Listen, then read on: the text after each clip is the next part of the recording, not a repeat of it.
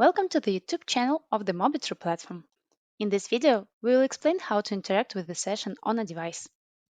After the login, you will find yourself in the Devices tab. Here you can find various models on iOS and Android operating systems. How to start your work on the devices. The easiest way is to hover over a device and click on Start. The device opens and you can interact with it with a mouse, touchpad or keyboard. This way to start the session is suitable for those users who do not need to hear their application. If you need the sound feature, it is necessary to activate it before the device session starts. For this, click on the device in the card or detail views, enable the toggle in the settings window, and click on Start. In this case, you will see an additional icon in the Quick Access toolbar. Let's enumerate places where you can start a device session.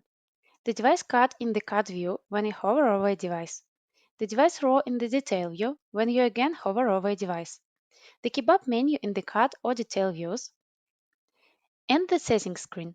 It opens when you click on the settings icon or on the device card or row. One more time to highlight, if you need the sound, it is necessary to enable the toggle here.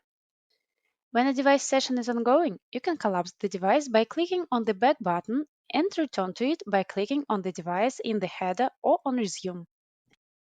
Can you start sessions on several devices? Yes, you can.